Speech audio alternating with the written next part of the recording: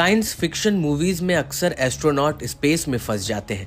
उन्हें पता नहीं होता कि वे वहां से कब और कैसे निकलेंगे। अब कुछ ऐसा ही असल जिंदगी में भी हुआ है। अमेरिका की स्पेस रिसर्च कंपनी नासा के 2 एस्ट्रोनॉट स्पेस में अनिश्चितकालीन समय तक फंस गए हैं। जी हाँ, सुनीता विलियम्स और बूच विल्मोर करीब 2 महीने से धरती से काफी ऊपर तैर रहे हैं। ये दोनों अमेरिकी एस्ट्रोनॉट 5 जून 2024 को इंटरनेशनल स्पेस सेंटर के लिए रवाना हुए थे। दोनों एस्ट्रोनॉट बोइंग स्टार लाइनर नामक स्पेस कंपनी की पहली उड़ान की टेस्टिंग का हिस्सा थे, मगर उनके स्पेसक्राफ्ट में खराबी आ गई, जिस वजह से वो अब तक इंटरनेशनल स्पेस स्टेशन में ही फंसे हुए हैं। 8 दिन के मिशन पर गए दोनों स्पेसक्राफ्ट को लेकर अंदेशा जताया जा रहा है कि उन्हें वापस सुरक्षित धरती पर लाने में 8 महीने का वक्त लगेगा। अमेरिकन स्पेस एजेंसी नासा ने कहा कि सितंबर 2024 में उन्हें धरती पर लाने की एक कोशिश की जाएगी। हालांकि नासा ने इस बात से भी इनकार नहीं किया कि अगर ये प्रयास असफल रहा तो हो सकता है दोनों अंतरिक्ष यात्री अगले साल यानी फरवरी 2025 में वापस आएं। हालांकि दोनों की वापसी के बारे में नासा के पास कोई तय तारीख नहीं है। ऐसे में स्पेस और स्पेस में जाने वाले एस्ट्रोनॉट्स को लेकर आशंका गहराती जा रही है। खास बात है कि इंटरनेशनल स्पेस सेंटर में फंसी सुनीता विलियम्स भारतीय मूल की अंतरिक्ष यात्री हैं, जिन्होंने तीसरी बार स्पेस में अपनी दस्तक दी। सुनीता विलियम्स के पास स्पेस को लेकर अच्छा खासा तजुर्बा है। अंतरिक्ष के क्षेत्र में सुनीता विलियम्स काफी बड़ा नाम है। वह अंतरिक्ष की सैर करने वाले चुनिंदा लोगों में शुमार है। वह पहले भी कई स्पेस मिशन को पूरा कर चुकी हैं। ऐसे में सवाल उठना लाजमी है कि दोनों एस्ट्रोनॉट के स्पेस में फंस जाने की आखिर क्या वजह है। हालांकि कहा जाता है कि बोइंग स्टार लाइन में हीलियम गैस लीक होने और थ्रस्टर्स की दिक्कत से उनका यान खराब हो गया।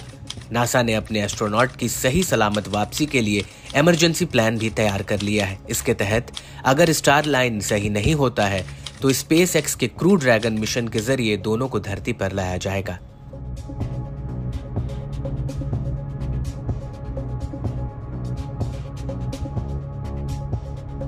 दोनों एस्ट्रोनॉट फिलहाल स्पेस में मौजूद इंटरनेशनल स्पेस सेंटर में मौजूद हैं। बताया जाता है कि दोनों ही ठीक हैं।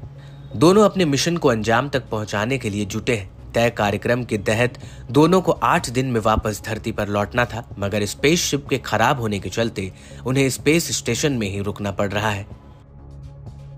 नासा ने बताया कि दोनों एस्ट्रोनॉट बाकी एस्ट्रोनॉट्स की अलग अलग कामों में मदद भी कर रहे हैं।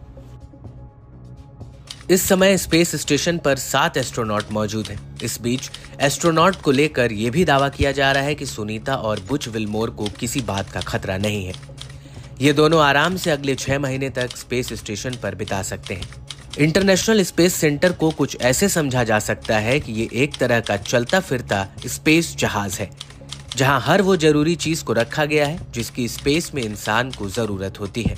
ये एक तरह से कमांड सेंटर की तरह काम करता है, जहां से अंतरिक्ष का बड़ी गहनता से विश्लेषण किया जाता है। इंटरनेशनल स्पेस सेंटर पर दुनिया भर के कई एस्ट्रोनॉट रह रहे हैं। इस सेंटर को अमेरिकी एजेंसी नासा समेत दुनिया की कई स्पेस एजेंसियों ने मिलकर बनाया है। आपको बताते चले कि ऐसा पहली बार नहीं हुआ है कि स्पेस में गए एस्ट्रोनॉट्स को अपनी यात्रा बढ़ानी पड़ी है। इससे पहले भी कई एस्ट्रोनॉट्स स्पेस में आई अड़चनों के चलते स्पेस स्टेशन में ही ठहरने को मजबूर हैं।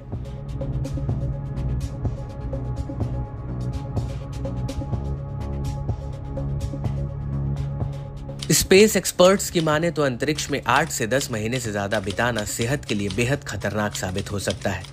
बावजूद इसके कई एस्ट्रोनॉट्स तय समय से ज्यादा समय तक स्पेस स्टेशन पर बिता चुके हैं। बताते चले कि अंतरिक्ष में सबसे ज्यादा दिन बिताने का रिकॉर्ड रूसी कॉस्मोनॉट वलेरी पोल्याकोव के पास है।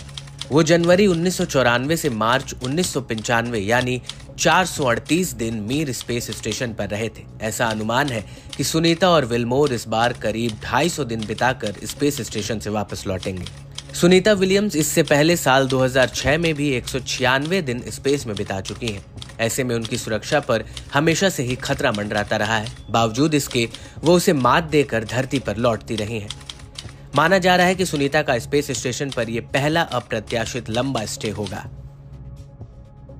लिहाजा इस घटना के करीब 2 महीने बीत जाने के बाद भी एक सवाल कई लोगों के जहन में उठ रहा होगा कि दोनों एस्ट्रोनॉट कैसे रह रहे होंगे।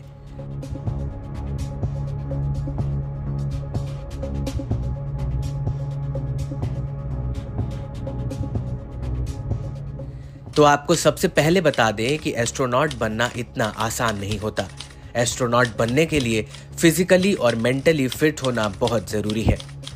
एस्ट्रोनॉट को मुश्किल से मुश्किल हर हालात में सरवाइव करने की ट्रेनिंग दी जाती है। अंतरिक्ष यात्री बनने के लिए बेहद कठिन ट्रेनिंग का सामना करना पड़ता है।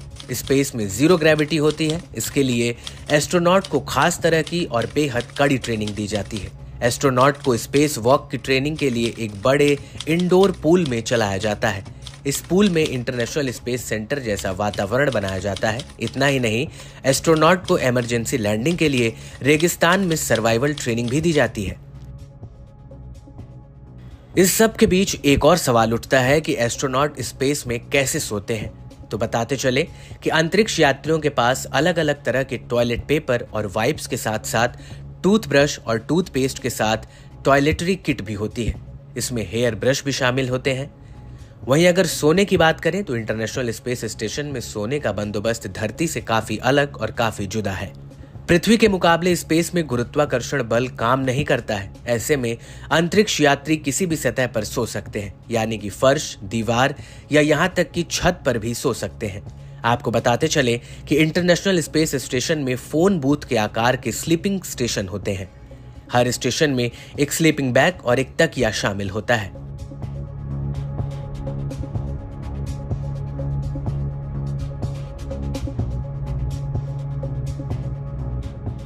यहाँ ये जानना भी बेहद जरूरी है कि अंतरिक्ष में वातावरण पृथ्वी से अलग होता है। अंतरिक्ष में माइक्रोग्रेविटी रेडिएशन का खतरा भी बड़ी चुनौती होता है। अंतरिक्ष स्टेशन पर ज्यादा समय तक रहना उनके लिए जोखिम भरा है। बताया जाता है कि गुरुत्वाकर्षण ना होने के कारण शरीर का तरल पदार्थ शरीर के ऊपर वाले भाग में पहुंचने लगता है। इससे चेहरे पर सूजन, नाक बंद होना और पैरों में तरल पदार्थ की कमी होने लगती है। इससे रक्त की मात्रा कम होने का खतरा रहता है और ब्लड प्रेशर में गड़बड़ी हो सकती है।